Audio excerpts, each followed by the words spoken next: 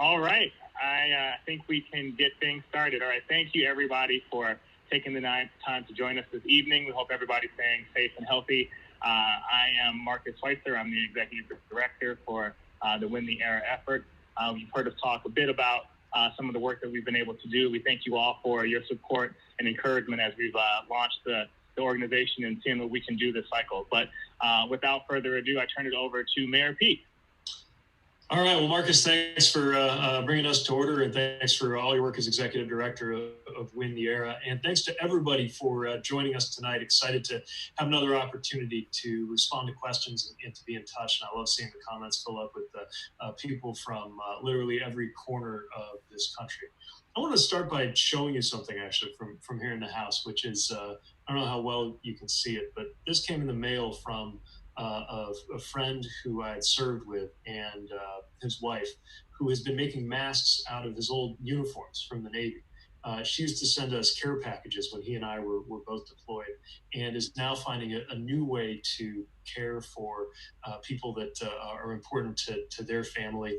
And it's just one example of something I think that we can all look to and think about at a moment like this, as so many people in their own original ways are finding out how to support and contribute to this broader effort, from an individual act like that to help somebody you know be a little more prepared and able to get out and about, to the acts of generosity and the acts of courage that we're seeing on the front lines of this, as medical providers take, and those who support them, take risks in order to treat patients, to the generosity that's going into making sure that people are taken care of when they're facing hunger around the country.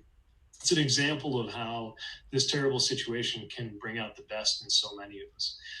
That's not to have any illusions about what we're up against. I think we're seeing, even more than we did in the early days of this crisis, what we're up against. And we're seeing how this crisis has really brought out a lot of weaknesses in our system, in our political and economic arrangements. And so the biggest thing on my mind as our country moves into this conversation, state by state, about who can open, whether to open, how to open, when to open, is to remember that it is neither possible nor desirable to go back to things exactly as they were. We can't just reproduce the conditions that help make our country as vulnerable to the situation we're in right now.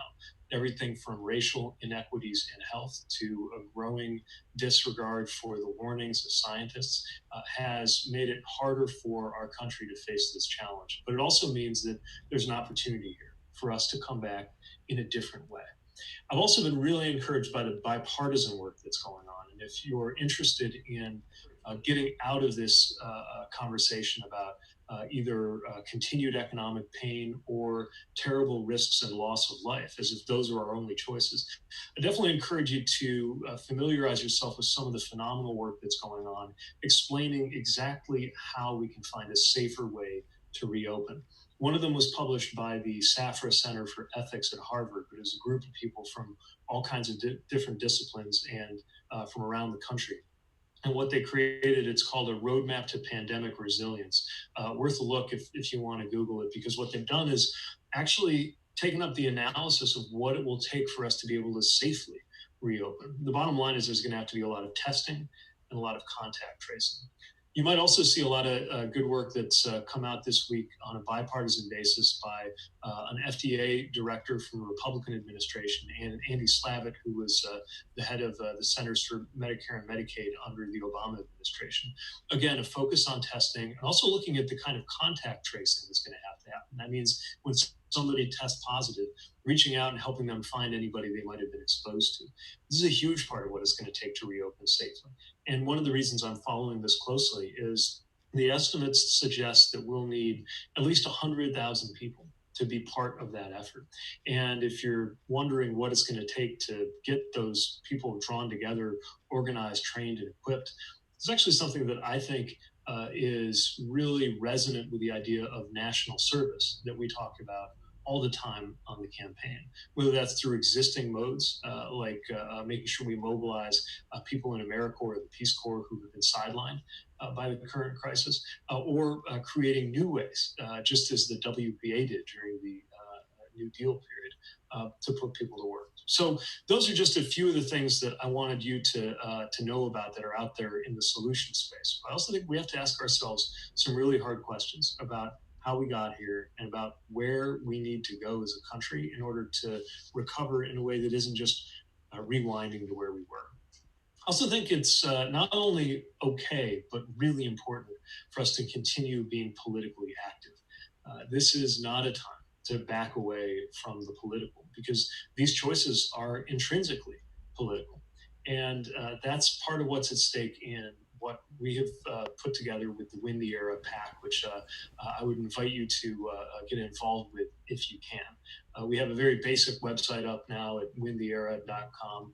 More is emerging where that came from. And many of you have already weighed in with ideas for candidates that the Win the Era PAC should be backing, as well as causes that the Win the Era Action Fund, which is a nonprofit we're setting up alongside that political action committee, can take up. We're not going to be able, of course, to support every deserving candidate, but what we're aiming to do, and right now we're sifting through and poring over the ideas and the names that you sent. What we plan to do is support a range of candidates that illustrates the amazing leadership coming from a diverse generation of people ready to serve and make a difference, who embody the same qualities and the same beliefs that drove the Peep for America campaign that so many of you were such a big part of. So we'll continue to have more information for you going into May as we release our first list of people who we've endorsed. And again, I cannot thank you enough for those who've had a chance and taken the trouble to either contribute to the new effort.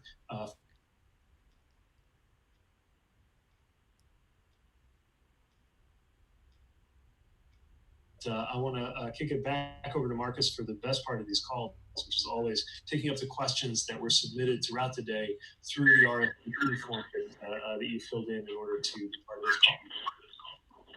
Right. Thank you so much, Mayor. Our first question is from Cecile from Cantonville. Her question is, since you had to be 18 to donate, what can young people do to contribute to Win the Era? Great. So I've always believed that you don't have to be old enough to donate or old enough to vote in order to make a huge difference. Here's some things that I think would be really important. First of all, have a look at the values that we've laid out that we're trying to back through Win the Era and think about how to support those values in your own community, whether it's as a volunteer in a campaign effort that is taking place or as an advocate in perhaps a decision that's about to be made. But one thing we're seeing right and left in this pandemic is just how important local government and local decisions are. And that's also one of the levels where young people can have the most impact. Yes, young people have an important voice in national politics, but also don't overlook your own backyard. And this is partly my bias as a mayor, but I have seen decisions happen differently because young people spoke out and got the attention of decision makers about decisions that were going to affect us. That ties in so well with what we're trying to do at Win the Era. And while it may not be as simple now as knocking on doors for a campaign or physically showing up at a council meeting, there are digital ways to be involved. And that's the other thing that we would ask you to do to spread the word about what we're doing. To make sure through social media or through your networks of friends that others are aware of the causes and eventually the candidates that we're going to support, spreading the word about why they deserve our help and helping to make sure that we build just a great momentum for the values that we care about and the candidates we believe in. Great. Thanks so much. Our next question comes from Wes from Omaha. What rules of the road do you find to be of highest importance during this pandemic?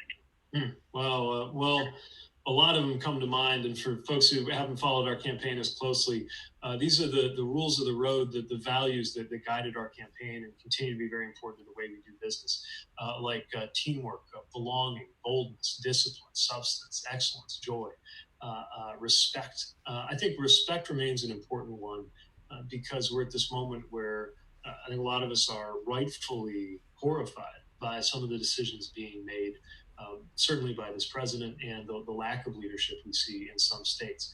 And at the same time, there's an opportunity, I think, to have a respectful conversation with people who maybe politically haven't always agreed with us, but who can see why in this era we need better political leadership.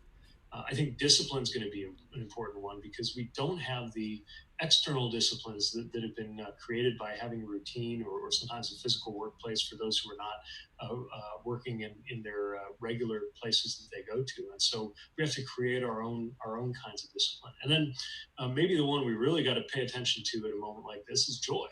We've got to make sure that we support one another, lift one another up, and find the joy that so much is in need of being spread at a moment when there's also such pain, such suffering, such harm, and such fear. And part of how we can deal with harm and fear is by putting forward good ideas on fixing the underlying problem.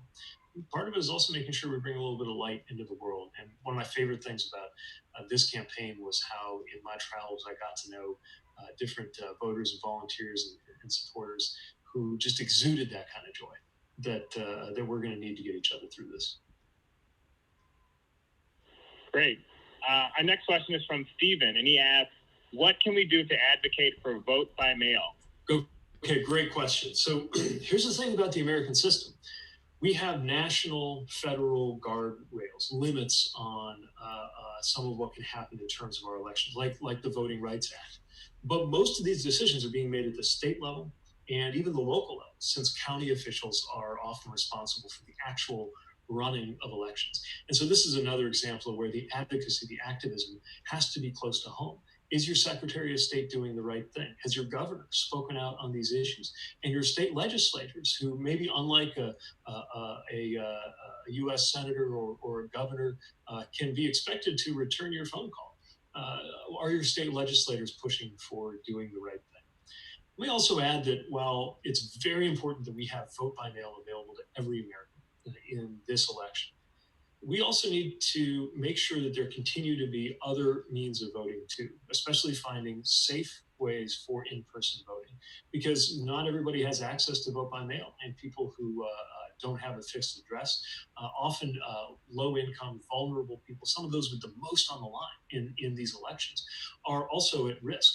The other thing that's extremely important is ensuring that we push back on the kinds of voter suppression like purges that are hard to deal with if you've been purged and you go in person to vote. Think about how much harder it is to deal with if you are trying to vote by mail and negotiate that process in that way. And that's why organizations like Stacey Abrams' group, Fair Fight, Let America Vote, and others deserve our support and our attention in ensuring that these kinds of interference that sometimes happen on the roster don't become even more powerful in an era of vote by mail. So I guess my message is more vote by mail is good, it's important, we should do it, and we should push for it, especially with state elected officials. But in and of itself, it's not all there is to the solution. That's why we've got to push back on voter suppression, especially racially motivated voter suppression, and ensure that there continue to be safe methods for voting in addition to mail. Great, thank you. So our next question is from Jacqueline. And her question is, what advice would you give to someone looking to run for office for the first time?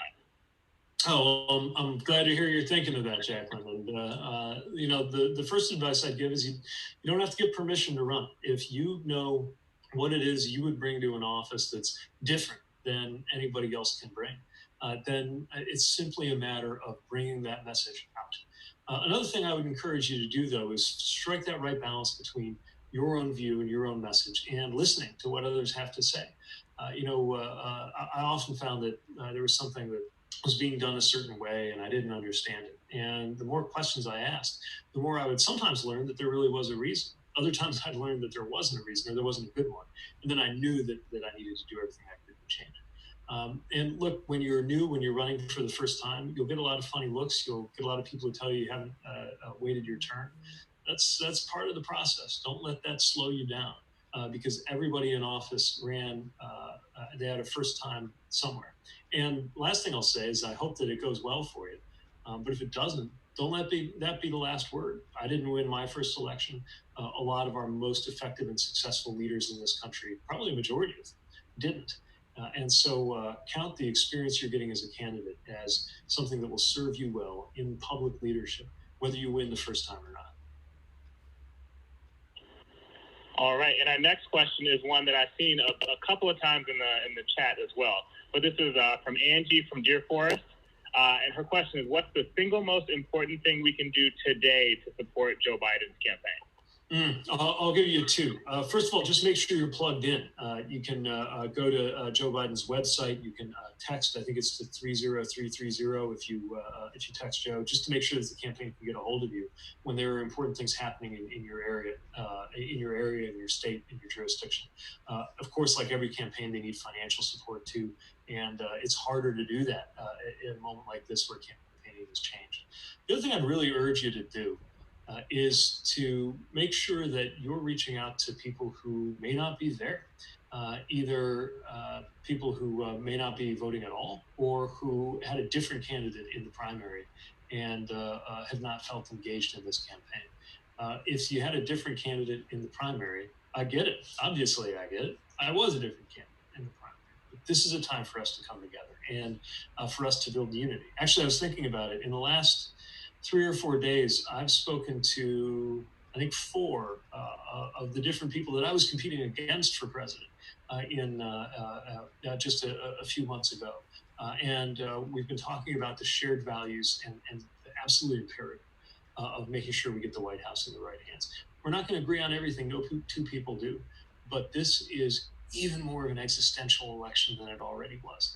And it's not just in terms of the bleakness of what will happen to our country if we continue on the path that we're on. Also the fact that Joe Biden is somebody who is marked by compassion and by decency. And this is a moment where we're going to need a lot of that White House. Great. All right. Our next question is from Michael from New York. And the question is, how can we help Democrats win up and down the ticket in November? All right. So, one thing I'm a little worried about is because of the impact of the pandemic, we're seeing even less the presidential campaign always sucks up a lot of the oxygen and a lot of the attention. But that's even more true right now. So I love your question about up and down the ticket, because we need good leadership at every level. And we're seeing it right now in the way that governors and mayors and others who maybe have not been in the spotlight before are really rising to lead the response. And it's not only because of the failures of the White House, it's also just the case that a lot of these decisions are best made at the local level and are part of our federalist system, is that we're supposed to have well-functioning government at each level. We know what we need to do about the White House, but there's a lot that we can do at those other levels too. So a big thing is spreading the word. If you're active on social media, make sure people know not just how you feel. Look, every time the president says something deranged, it dominates the attention, right? But most of us already know that bleach is for external use only. So as soon as we've cleared that up, let's get back to lifting up the stories of other candidates who deserve attention. And of course, that's part of what we're trying to do with Win the Era too. Sending a message through a selection of candidates about the kind of people we think we need more of in elected office. And then it's the things that campaigns always need. It's moral support, it's getting the word out, it's donations, it's volunteering. Volunteering is going to be different this time because door knocking won't be what it used to be. But there's still going to be a ton of need for getting on the phone, for text banking and other things that are an important way of getting the word across. Great. The next question is from Melanie from Hamet. Question is, does the Win the Era PAC have a publicly available list of down ballot candidates it's supporting? Thanks. All right, so we will. Again, what we're doing right now is we really took that input that we got from you, our community of supporters, seriously. We're also making sure we're connecting with advocacy groups that I respect and with different organizations across the party to source some really great candidates. There's some marquee races that we could all rattle off the top of our head probably because they get a lot of attention. I want to make sure we're also supporting some races that haven't been heard of as much. And so that's the process we're in right now. We're targeting early May, and shockingly, early May is just a few days away. But that's when we aim to put out the first roster of people we're supporting. And as soon as we do, I hope I can count on you to help spread the word and help support those campaigns. Great. Our next question is from Tricia from Decatur. And it's, what are some of the ways we can heal the racial disparities that have become so prevalent during the pandemic? So one of the things that we talked about a lot on the campaign were the racial inequities in health outcomes, things like the maternal mortality gap, the fact that Black men are more likely to be diagnosed with diabetes and with hypertension, the fact that Latino men are more likely to, among the most likely to suffer from HIV/AIDS exposure. And all of the different kinds of racially disparate health issues that go on in this country. Now in the pandemic, we're seeing a whole new level of that. And it's as I've said before, it's not that the virus is discriminating by race, it's that it's revealing a country that is discriminated by race in so many ways. It's why I believe that the future packages that Congress is putting forward need to have specific resources dedicated to health equity. That's why we need to gather more data. And it's beginning to happen. Certain states are better than others at making sure that data on susceptibility to COVID-19 is being gathered and published by race so that we can really identify those racial issues. And fundamentally, it means having an anti-racist economic and public health policy for the future. I know that the Biden campaign is committed to that. We're continuing to lift up ideas that were in the Frederick Douglass plan that we put forward that was very intentional about this. And we need to lift up Black voices in leadership, in public health, in every aspect of our society who can speak directly to the life experience and the social, political, and economic experience that has been made so different when it comes to the effect in this country. Great. And our next question is from August from Pompano Beach. With the pandemic, how do we run successful campaigns in a new way? So I've been thinking about this a lot because the truth is campaigning has changed in a lot of ways over the years. I mean, think about it. In the 19th century, there were times when it was considered impolite for a candidate to campaign on their own behalf. You're only supposed to have other people speak for you. There were times when people would campaign from home. Then you had the era of the whistle-stop tour, people like Truman campaigning by train. Campaigns have always gone through a lot of changes. What's new is for it to happen so quickly. And that's what we're all figuring out right now. Look, in the end, a campaign is about convincing more people to vote for you than for your opponent. That's the fundamental reality that doesn't change. Questions are how. I think different ways of reaching people are going to become more important. I think TV remains very important, but now we have all these digital media to reach people. What we know is that campaigning still takes resources. It takes money. It takes word of mouth. It takes commitment. And I think more than anything, what we've got to do is unify those of us who know that things have to change. All of us who believe that this country is only going to get better if we have respect and dignity restored to office. And if we're ready to question the economic and political arrangements that we've just been living with, just dealing with for far too long, that we've tolerated for far too long.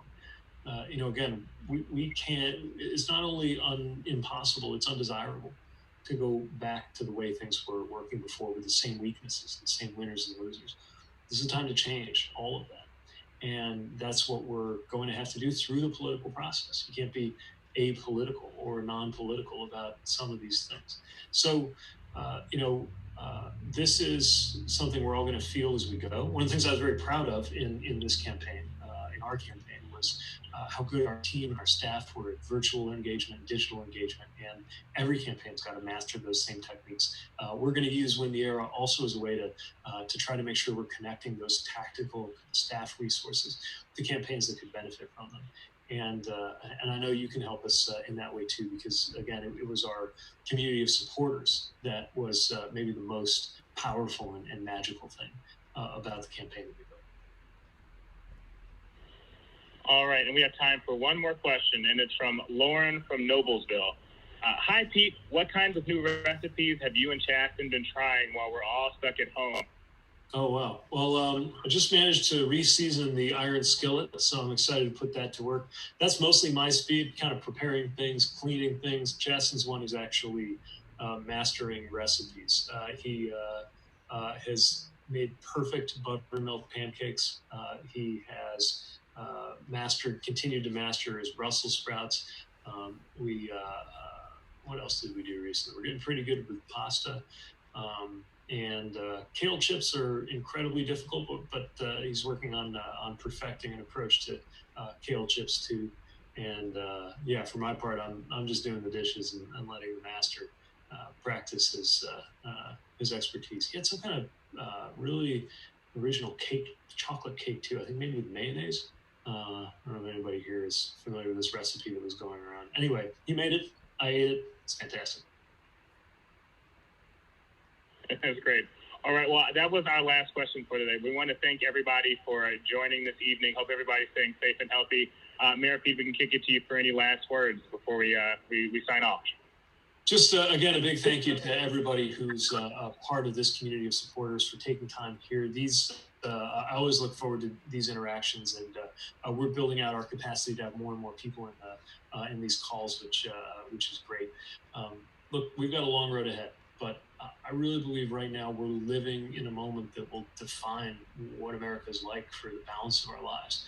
And that means that the simple fact of being politically active, socially active, active in your communities at a time like this has outsized importance. So please stay motivated, stay involved, stay safe, keep lifting each other up. And I'm looking forward to continuing to be in touch with you and in the future to being able to see you in person again too. Great. Well, thank you, Mayor. And thank you, everyone, for joining again. We look forward to talking to everybody again soon. Have a great night.